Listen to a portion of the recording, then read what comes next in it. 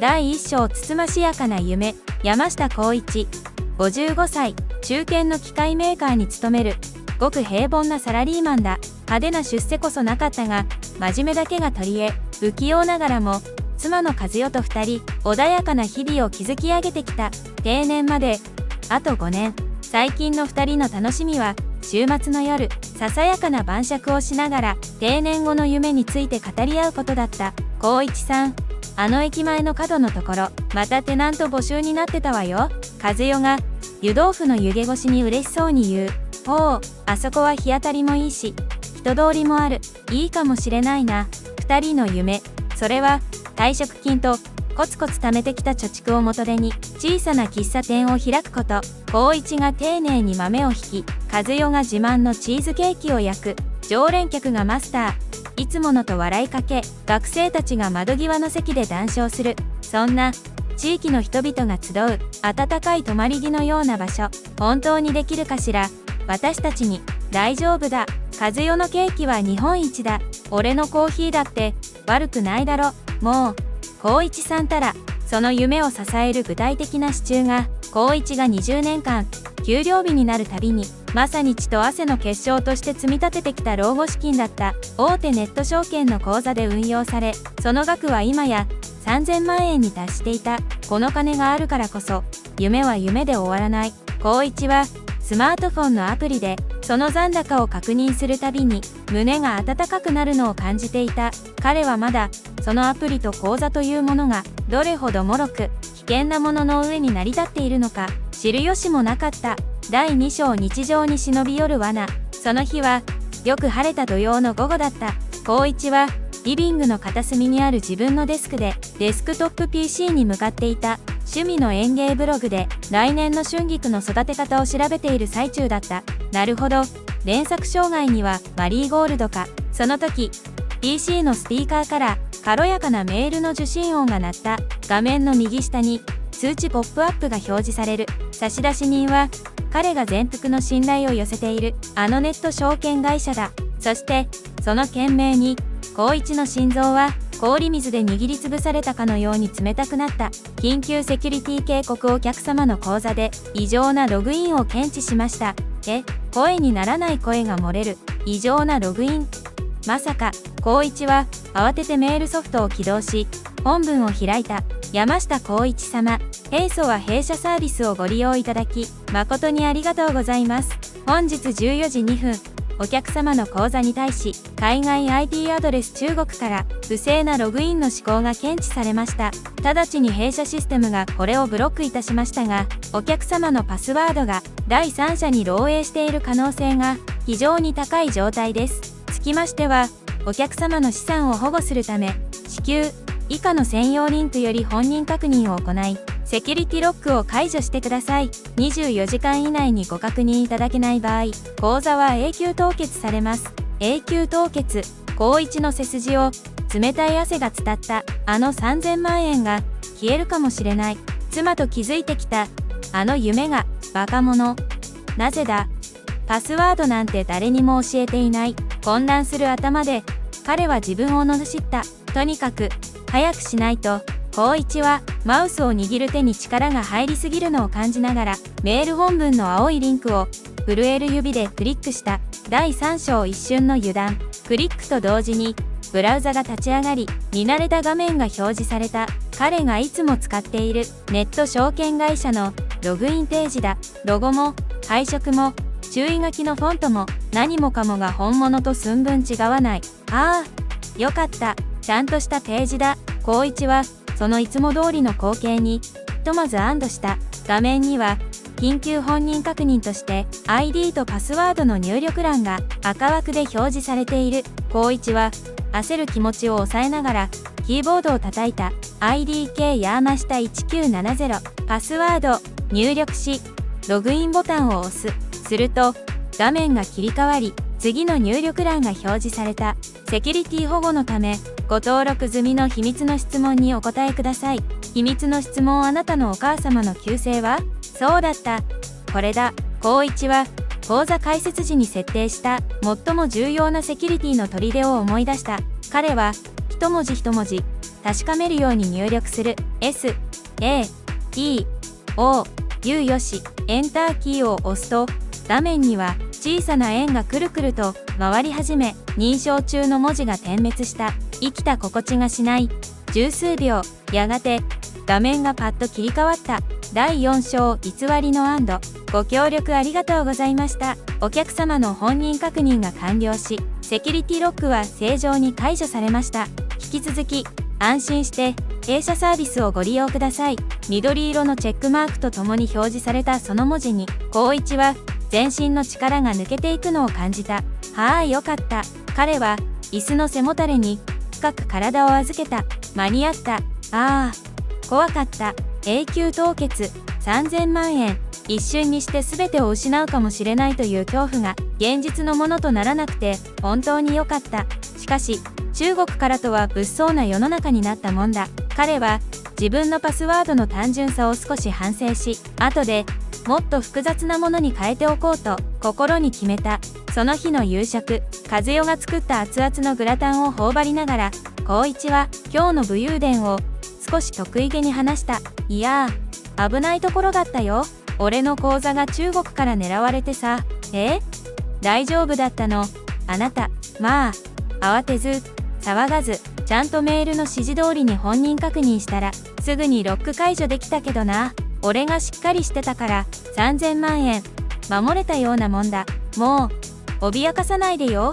でも、本当に良かったわ。そう言って笑う和代の顔を見て、光一も満足げにうなずいた。だが、その時、光一の胸の奥で、ほんの小さな針で刺すような違和感が芽生えていた。そういえば、あのログイン画面、いつものブックマークから開いた時と、アドレスバーの表示が少し違ったような。いや、気のせいだ。緊急用の専用リンクって書いてあったしな。光一は、熱いグラタンとともに、その小さな違和感を無理やり胃袋の奥へと流し込んだ。それが、取り返しのつかない油断だったと気づくのはまだ数時間後のことである。第5章悪夢の朝、翌朝、日曜日の朝だというのに、光一は日の出とともに目が覚めてしまった。昨夜、無理やり飲み込んだ違和感が睡眠中もずっと胃の中でくすぶり続け、不快な夢を何度も見させていた。おかしい、やっぱりおかしい。何がおかしいのかうまく説明できない。だがあのセキュリティ解除完了の画面があまりに簡素すぎた気もするし、そもそも大手証券会社がそんなに簡単に海外からの攻撃を受けるものだろうか。確認しよう。もう一度。今度はちゃんと公式のアプリから。光一はベッドサイドのテーブルに置いたスマートフォンを手に取った。指紋認証でロックを解除し、いつも使っている証券会社の公式アプリアイコンが青い本物のアプリをタップする。自動的にログイン画面が表示される。光一は昨日入力したのと同じ ID とパスワードをゆっくりと打ち込んだ。そしてログインボタンを押した。 ID またはパスワードが違います。ご入力内容をご確認の上再度ご入力ください。光一の指が止まった。入力ミスか。もう一度、もっとゆっくりと。 IDK 山下1970。パスワード ID またはパスワードが違います。冷や汗が首筋を伝う。なんでだ？昨日あのページでは通ったじゃないか。まさかパスワードを間違えて覚えている？光一はパスワード再発行の手続きを踏もうとした。秘密の質問にお答えください。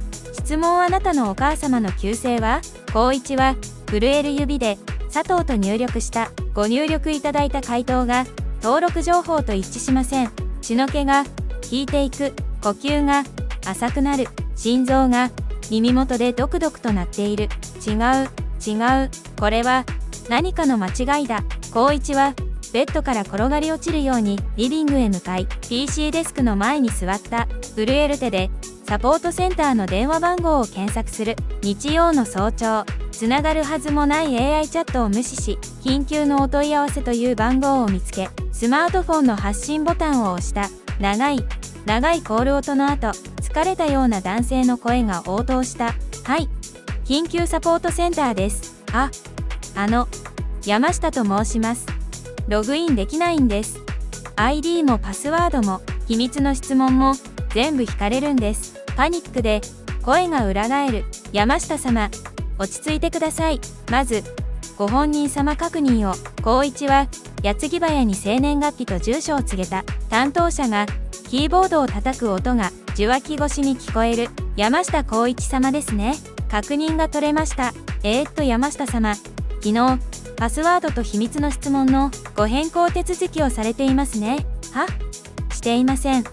変更なんて、絶対に。担当者の声が急に険しくなった。失礼いたしました。直ちに口座の状況を確認いたします。これは電話の向こうで担当者が息を飲む気配がした。その沈黙が光一の不安を絶望の淵へと突き落としていく。どうしたんですか？何があったんですか？第6章消えた3000万円。担当者は明らかに動揺した声で、しかし業務マニュアルに沿った冷静さを装いながら非常な事実を光一に告げた。山下様、大変申し上げにくいのですが、昨夜23時4分、お客様の口座に登録されていた投資信託が全て売却されています。は？光一は自分が何を言われたのか理解できなかった。売却？誰が？俺はやってないぞ。売却後、現金化された全資産3000万円全額が本日未明午前2時17分付で指定の銀行口座へ全額出金されています。送金先は海外アフリカのナイジェリアの銀行口座です。光一の頭の中で何かがプツンと切れる音がした。3000万円売却？出金？ナイジェリア？それ冗談ですよね。だって俺昨日ちゃんと本人確認セキュリティロック解除。山下様、おそらくですが、昨日お客様がアクセスされたサイトは弊社を装ったフィッシング詐欺の偽サイトです。お客様が入力された ID、パスワード、秘密の質問すべて犯人に盗まれています。光一の喉から空気の漏れるような音だけが出た。そうか、違和感はそれだったのか。俺は自分で全財産を犯人に渡したのか。光一さん？どうしたの？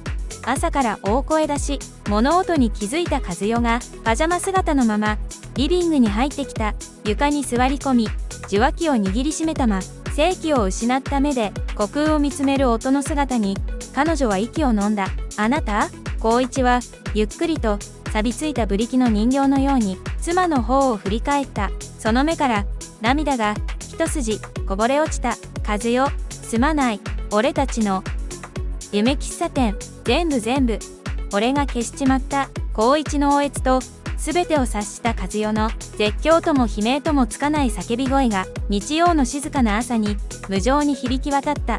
第7章サイバー犯罪対策課。その日の昼過ぎ、光一と和代は最寄りの警察署の薄暗い相談室にいた。二人ともまともに眠れず、泣き晴らした目でプラスチックの椅子に力なく座っている。事情を聞いた生活安全課の初老の刑事はと深く腕組みをした。いわゆるフィッシング詐欺ですね。最近非常に巧妙になってましてね。刑事さん、お願いします。3000万なんです。俺たちの全財産なんです。光一がテーブルに身を乗り出して懇願する。でもね、山下さん、偽サイトは本物と売り2つだったんですよ。アドレスだってちゃんと証券会社の名前が入ってたんだ。刑事は光一が昨日受信したメールを自分の PC で表示させた。山下さん、よく見てください。刑事が指さした差出人のメールアドレス。本物の証券会社のアドレスは末尾が COJP です。でもこのメールは COJP ネットになっている。一見同じように見えますが、これは全くの別物。海外で誰でも取れるドメインです。そんな光一はその数文字の違いに絶句した。ログイン画面も本物のサイトを丸ごとコピーして作っただけの精巧な偽物。あなたが入力した ID とパスワード、秘密の質問は全部犯人の PC に筒抜けだったというわけです。俺はなんてバカなことを。光一は自分の頭を殴りつけた。全てが偽物だった。セキュリティ警告も異常ログインも永久凍結の脅しも全ては光一をじらせ正常な判断力を奪い、たった一つのリンクをクリックさせるためだけに仕組まれた壮大な劇場型の罠だったのだ。光一はその舞台の上であまりにも見事に主役を演じきってしまった。第8章執念の追跡。初老の刑事は同情するような目をしながらも事務的に続けた。お気持ちは痛いほどわかります。すぐに証券会社と銀行には連絡し、口座凍結の手続きに入りますが、彼はそこで言葉を区切った。正直に申し上げて、送金先がナイジェリアの銀行口座となると取り戻すのは非常に困難です。犯人グループは送金が確認された瞬間に別の口座、多くは暗号資産などに移し替えて資金洗浄してしまいますから、その言葉は光一に残された最後の希望の光さえも消し去るものだった。もうダメなのか、戻ってこないのか、俺たちの金は。和代が再び静かに泣き崩れる。まあ被害届は受理しますから書類を。初老の刑事がそう言いかけた。その時相談室のドアがノックされ、一人の若い男が息を切らして入ってきた。すいません、遅れました。サイバー犯罪対策課の黒木です。年は30代前半だろうか。鋭い目つきと寝癖のついた髪がアンバランスな若手刑事だった。彼は初老の刑事がまとめた調書に素早く目を通す。フィッシング詐欺、被害額3000万、送金先はナイジェリアか。典型的なパターンですね。黒木は絶望の淵にいる光一と和代の顔をじっと見つめた。初老の刑事が黒木くん、残念だけどこれはと肩をすくめようとしたのを黒木は強い口調で遮った。山下さん、はい、諦めないでください。その力強い言葉に光一ははっと顔を上げた。確かに海外口座に渡った現金を取り戻すのは難しい。ですが犯人はネットという空間を使った。そしてネット上の犯罪は必ず痕跡ログを残します。黒木は初老の刑事からキーボードを奪い取り、凄まじいスピードでタイピングを始めた。犯人が使った偽サイトのサーバー、ドメインの取得情報、メールの送信元すべて追跡します。送金先のナイジェリアの口座が終点だとは限りません。彼らもそんな足のつく場所には大金を置いておかない。必ず別の場所追跡が困難な暗号資産仮想通貨の口座に送るはずです。黒木の目が獲物を追う狩人のように光った。俺はそいつらを地獄の底まで追いかけます。山下さん、あなたたちの夢を奪ったクズどもを絶対に野放しにはしない。その執念に満ちた宣言は警察官というよりまるで復讐代行者のようだった。光一は目の前に現れたこの武骨な若手刑事に消えかけた命の火を再び託すことに決めた。第9章悪党の摘発。黒木の捜査はそこからが執念だった。光一の PC に残されたわずかな痕跡から偽サイトのサーバーが東欧の小国にあることを突き止め、現地警察との連携でそのサーバーを押収。サーバーのログを解析し、犯人グループが日本国内の複数のアジトからアクセスしていたことを特定した。そして運命の日、捜査開始から2週間後、黒木はナイジェリアの銀行からさらに別の暗号資産取引所へと送金された資金の流れをつかみ、その取引所を管理しているのが皮肉にも都内近郊のマンションの一室であることを突き止めた。突入。黒木の合図で捜査員たちがアジトのドアを破った。中には数台のモニターとハイスペック PC に囲まれ、電子タバコをふかしている男が2人。部屋はエナジードリンクの空き缶とコンビニ弁当の容器で埋め尽くされていた。おい、またでかいの入ったぞ。昨日仕掛けた銀行の偽メール、もう10件ヒットだ。マジかよ。ちょろいもんだな。その時、一人の男が背後に立った黒木の気配に気づき、ゆっくりと振り返った。なんだよ、あんたら、宅配便か。男は状況が全く飲み込めていないようだった。黒木は男の目の前に警察手帳を突きつけた。警視庁サイバー犯罪対策課だ。お前らここで何してるか分かってんだろうな。面倒くせえな。男は悪びれる様子もなく舌打ちをした。おい、そこの PC に表示されてる口座残高、それ2週間前に山下浩一さんって人から騙し取った金の一部だな。黒木の鋭い指摘に男の顔がわずかにこわばった。は？山下？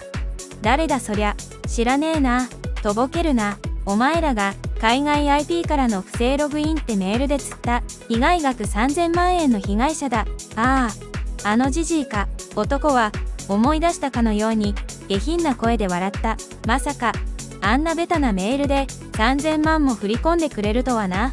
老後の資金だったのか。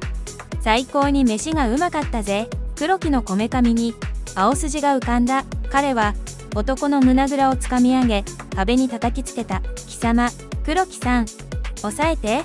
部下の制止で我に返る黒木。彼は息を整え男に向かって冷たく言い放った。犯人の名前、他人名義のサーバーに不正にアクセスし、虚偽の情報で被害者を欺き、財産を不法に得た行為、不正アクセス禁止法違反、および刑法第246条、詐欺罪の容疑で、お前を逮捕する。手錠がかけられる瞬間まで、男は大げさなんだよ。俺はただメール送ってリンククリックさせただけだろ。騙される方がバカなんだよ。と反省の色一つ見せずにわめき散らしていた。第10章取り戻した未来。犯人グループは黒木の執念の捜査により芋づる式に摘発された。彼らはフィッシング詐欺で得た数億円の金を暗号資産に変え、海外の口座で洗浄し、高級車やタワーマンションでの派手な生活を送っていた。高一の3000万円はどうなったか。黒木がアジトに突入した時点で犯人グループがまだ資金洗浄しきれていなかった。暗号資産口座が奇跡的にも抑えられた。その額約1000万円。高一が失った全額ではなかったが、刑事からこれだけの額が戻ってくるのはまさに奇跡ですと言われるほどの稀有なケースだった。黒木さん、本当になんとお礼を言ったら。警察署で黒木から捜査結果の報告を受けた高一と和代は2人で深々と頭を下げた。頭を上げてください、山下さん。俺は仕事をしたまでです。黒木は少し照れくさそうに寝癖のついた頭をかいた。全額を取り戻せず申し訳ありません。いいえ。高一は力強く首を振った。俺の油断と無知で失った金です。それが1000万円も俺たちの次の夢の種銭が戻ってきた。黒木さんたちが諦めなかったおかげです。本当にありがとうございます。高一と和代はもう泣いていなかった。その目には絶望を乗り越えた者だけが持つ静かで力強い光が宿っていた。数日後、高一は証券会社の担当者と電話で話し、新しい口座のセキュリティ設定を行っていた。はい、2要素認証、必ず設定します。もうメールのリンクは絶対にクリックしませんから。失った2000万円はあまりにも大きな授業料だった。だが高一はどん底の絶望の中で2つのことを学んだ。ネット社会の恐ろしさと、それでも人のために執念を燃やす正義が確かに存在するということを。和代、なーに、あなた喫茶店の夢諦めるわけにはいかないな。少し小さくなるかもしれないけど、当たり前じゃない。私のチーズケーキとあなたのコーヒー、夢はまだ始まったばかりよ。高一はスマートフォンの画面を今度は確かな知識と用心深さを持って見つめていた。その目には老後ではなくこれからの未来がはっきりと映っていた。今回の法律 Tips。 今回のエピソードは誰の身にも起こりうるフィッシング詐欺の恐怖とそれに対抗する法律を描いています。1、詐欺罪刑法第246条。最初から相手を騙すつもりで今回のように証券会社や銀行になりすまし、虚偽の緊急メールを送りつけ、ID やパスワードといった重要な個人情報を盗み取り、最終的に金銭を奪い取る行為は悪質な詐欺罪に該当します。2、不正アクセス禁止法。犯人が騙し取った ID とパスワードを使って高一さんの口座に勝手にログインした行為。これは正当なアクセス権がないのに他人の口座やシステムに侵入する行為であり、不正アクセス禁止法に違反します。3、フィッシング詐欺への自衛策。メールのリンクを安易にクリックしない。銀行や証券会社がメールのリンクから直接 ID やパスワード、秘密の質問のすべてを入力させることは絶対にありません。必ずに要素認証に FA を設定する。 ID パスワードだけでなく、スマートフォンに送られてくる認証コードなど2段階の認証を設定することで不正ログインをほぼ防ぐことができます。相談窓口警察相談専用電話9110。怪しいメールが届いた、もしかして情報を入力してしまったかもと不安に思ったら、すぐに最寄りの警察署または警察相談専用電話9110に相談してください。本動画はフィクションであり、専門的な法的助言ではありません。実際のトラブルについては必ず弁護士等の専門家や国民生活センター消費者ホットライン188などの公的機関にご相談ください。この動画が気に入ってもらえたら、ぜひ高評価とチャンネル登録をお願いします。これからもスカッとしながら法律を味方につけるエピソードをお届けします。